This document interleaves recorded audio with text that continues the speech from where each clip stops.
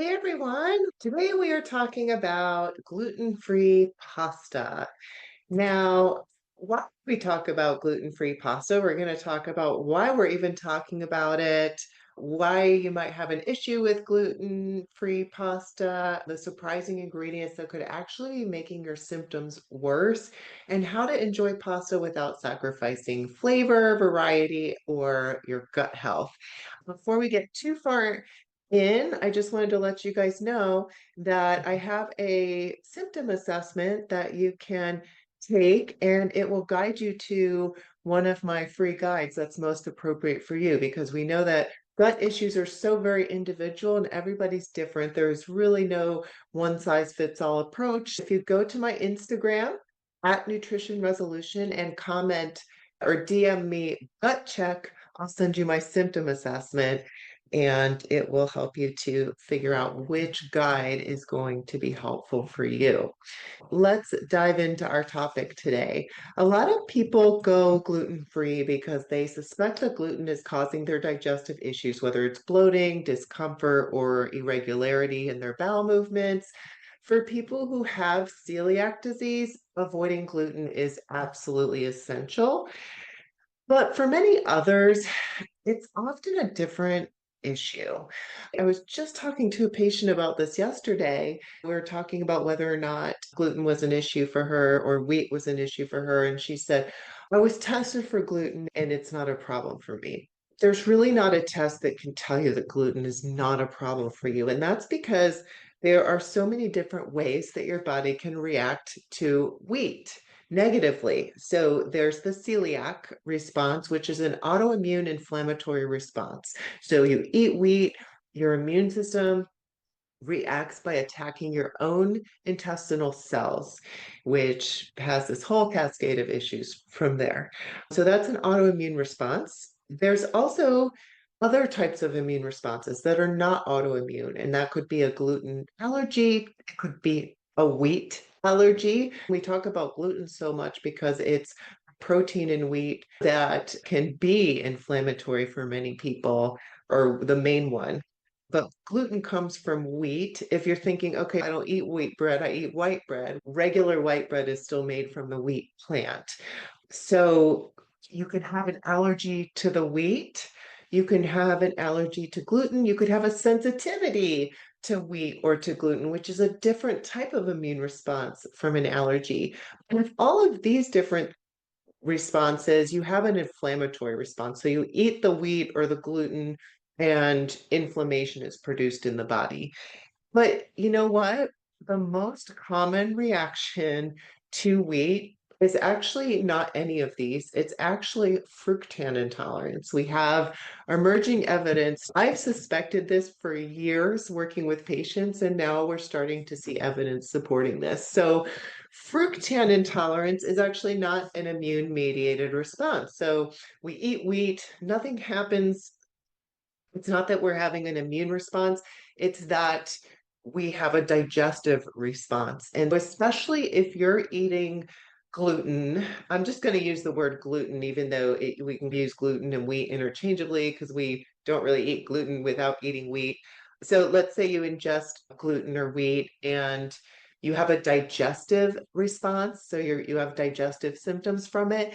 That's most likely an intolerance. And it's because your gut microbes are out of balance. Whereas gluten is a protein in wheat, fructan is a type of carbohydrate that's in wheat, and it's in some other vegetables as well, like onions and garlic. And fructan is highly fermentable. And so when you eat it, gut microbes can feed on it and can cause symptoms like bloating, gas, discomfort, and stool changes. And because we know that for so many people with digestive issues, the microbiome is out of balance, whether we're talking about SIBO or dysbiosis, low diversity of good bacteria, overgrowth of less favorable bacteria, we see that fructan intolerance is extremely common, and fructan is a type of FODMAP. This is what's going on in most cases. So, the other thing I wanted to mention is there's also a common misconception that just because something is gluten free, it's automatically gut friendly. And that's not always the case. Many gluten-free products are highly processed. I was just talking about this with a different patient of mine yesterday because he was pointing out that he wants to go back to regular sourdough bread because he read his gluten-free bread and he noticed there's so much junk in there. And I said, I completely agree with you. For him, I thought that was a really good decision because he was having reactions that we believe were due to too much starch, due to yeast overgrowth in his particular case. For example, gluten-free products are full of starches and refined white carbs, and they're highly processed. So not only can that feed certain microbes like yeast, but it also is high glycemic. So it can really spike your blood sugars, and it's stripped of nutrition. It's worse than regular white bread when we're talking about blood sugar and metabolic response because it's higher glycemic. Those starches are broken down even quicker than regular wheat flour or even white wheat flour. They're broken down even quicker. They spike the blood sugar quicker, which is not a good thing. So just because it's gluten-free doesn't mean it's healthy. And in many cases, the gluten-free products are not as good for you. They're stripped of nutrients and they're high glycemic. But when we talk about what's gut friendly, this term gut friendly means different things at different stages in your journey. If you are at that point where you're actively miserable, you have bloating, you have discomfort, or you're just dealing with daily symptoms, then for you, gut friendly in that moment means foods that are not going to aggravate your symptoms. So for that person, it's okay to have the nutritionally stripped gluten-free products because we're looking for simple, easy to digest, low FODMAP foods that are not going to trigger those symptoms in that moment.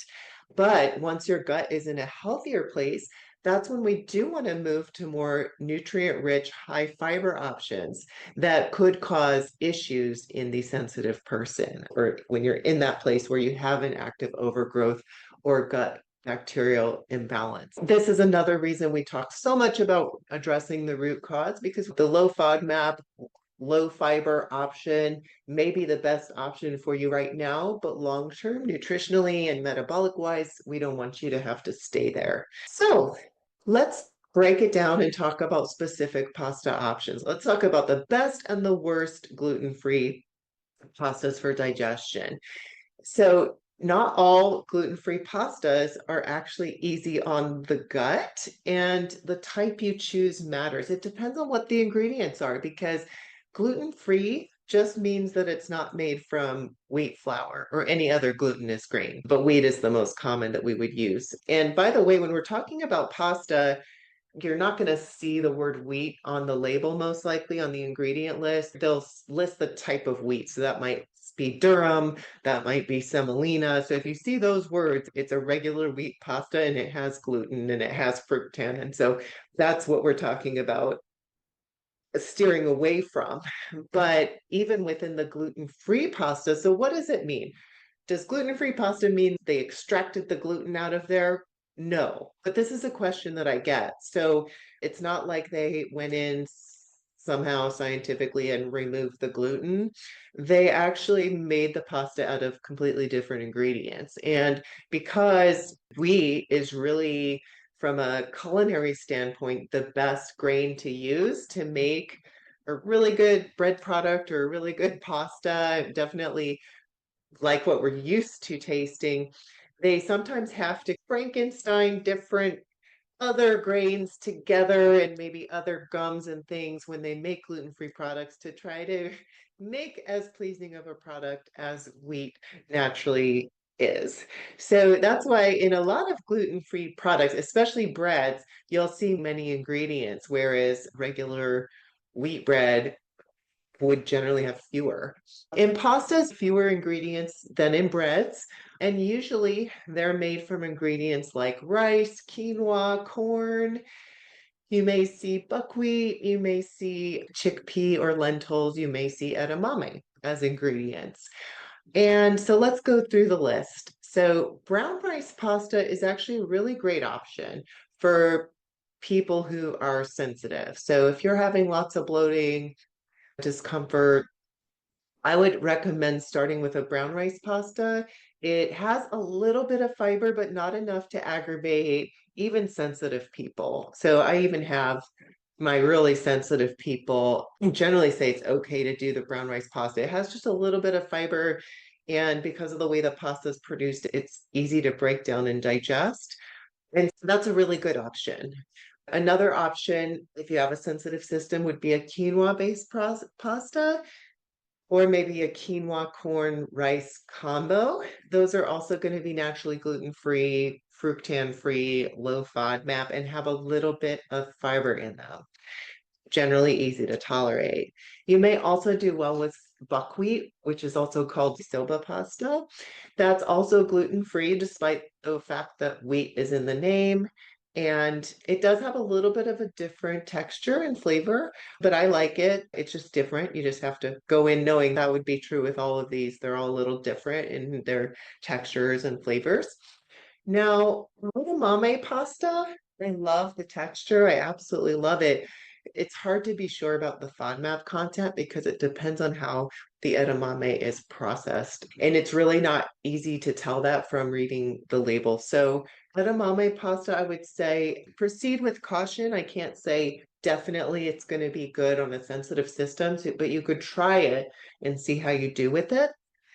The one to really watch out for would be the chickpea and lentil pasta. And this might be surprising because for a healthy, well-functioning gut, these are actually the most nutritious choices. Their chickpea and lentil-based pastas are high in fiber and protein.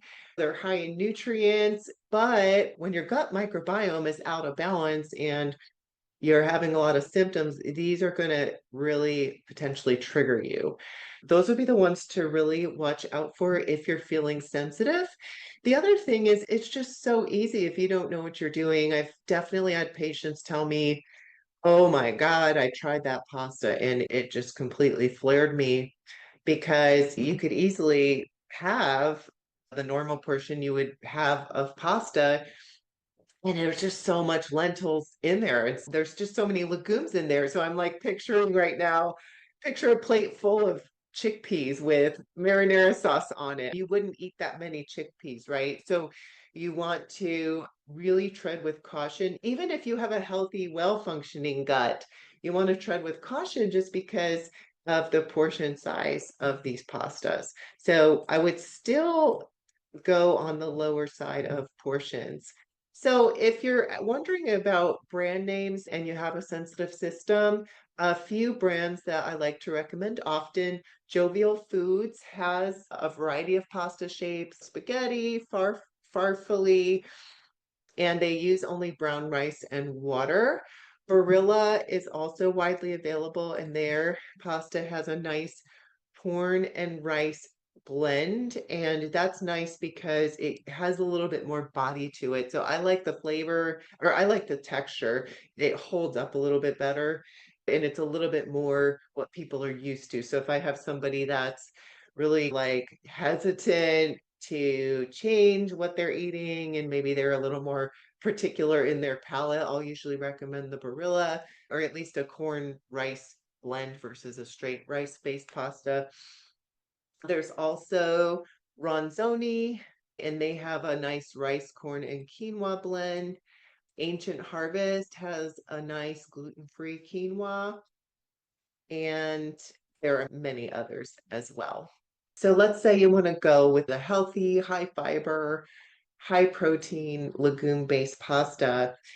Like I say, the portion could be an issue. I wish it would be practical to actually mix a couple kinds of pasta because I think ideally on your plate, having some rice-based pasta and some legume-based pasta would be a perfect solution. I just don't know how practical it is for everybody to make two kinds of pasta. They have different cooking times and everything. You definitely have to use two pots. That's maybe not as practical, but you could use a smaller portion of the legume based pasta and you could maybe bulk up the meal with some vegetables like zucchini, spinach, bell peppers. Maybe you could even make some zoodles, zucchini noodles to go along with it. And this would help to balance out that high fiber in the legume based pasta because A lot of times, so even a healthy, well-functioning gut is going to have a limit on how many legumes you can eat in one sitting without noticing gas and bloating. This can be a cumulative thing where maybe you do okay with, let's say, a cup of legume-based pasta one day, but if you have it 2 or 3 days in a row, then you start to notice some bloating. So another thing you can do is alternate the type of pasta where you have legume-based pasta one day and rice pasta the next day if you're eating a lot of pasta throughout the week. So, a few final tips on how to make the best gluten-free pasta choice. Number one, read the ingredient list, stick to simple whole food ingredients, avoid a lot of fibers, fillers, or additives. Try to look for a little bit of fiber in there. So, at least a couple of grams would be nice. And if you're looking for ingredients like brown rice or corn or quinoa based, you're going to get a little bit of that fiber. Pay attention to the portions and pairings, not too much of the high fiber legume-based pasta, making sure that with any pasta, you're pairing that meal with a protein and a healthy fat to stabilize blood sugar. So let's say you're doing a rice-based, you have a sensitive system, you have a lot of bloating, so you're doing a rice-based pasta, pairing that with protein. So having some chicken or fish or ground turkey meatballs with it and some healthy fat like some olive oil and some well-tolerated vegetables like some zucchini or spinach that are cooked really soft. So you do want to balance it out ideally versus having just a huge plate of pasta. A few sauces that I like that are appropriate for sensitive systems. One of the other issues you can run into if you have a lot of bloating or you have a sensitive system is the onions and garlic that are in many different types of pasta sauces. So there are a few alternatives. Of course, there is FODY Foods, which is our favorite brand for low FODMAP sauces and dressings and seasonings. They have a few different pasta sauces, but there's also Prego sensitive sauce, which is free of onions and garlic, and there's Rayo's sensitive sauce, which is free of onion and garlic. So those are a few options for you. And then my last recommendation here to help with gut health is to consider cooking and cooling your pasta for resistant starch benefits. There's a type of starch that's only formed in certain foods. And in the case of rice, especially rice-based pastas, but even legume-based pastas, it only forms once you've cooked the food and then you've cooled it. And resistant starch, it's not like other starches. Usually starch is broken down and absorbed very readily, very early on in digestion. And so it doesn't hang out in the intestines long enough to get to your microbiome, which is in your large intestine, and feed the good bacteria there. But resistant starch resists digestion, and so it does stay intact long enough to feed your good bacteria, which is a wonderful thing. So it's unique. It's not quite fiber. It is a starch, and fiber is the other carbohydrate that hangs around in the gut long enough. It's slow, very slow to digest or non-digestible. So it hangs out in the gut long enough to feed good bacteria. Maybe having a cold pasta salad that's using a rice-based pasta would be an excellent strategy to get some resistant starch in your diet. So the question, is gluten-free pasta gut friendly? Not the simplest answer, but hopefully we sorted it all out for you today. I hope this episode helped you make healthier, smarter pasta choices. And if you found it helpful, please share it with a friend. Remember to join me on Instagram. I would love to have you follow me and then DM me gut check, and I'll send you my symptom assessment so that we can get you set up with the best free guide to help you with whatever digestive issue you're dealing with. See you next time.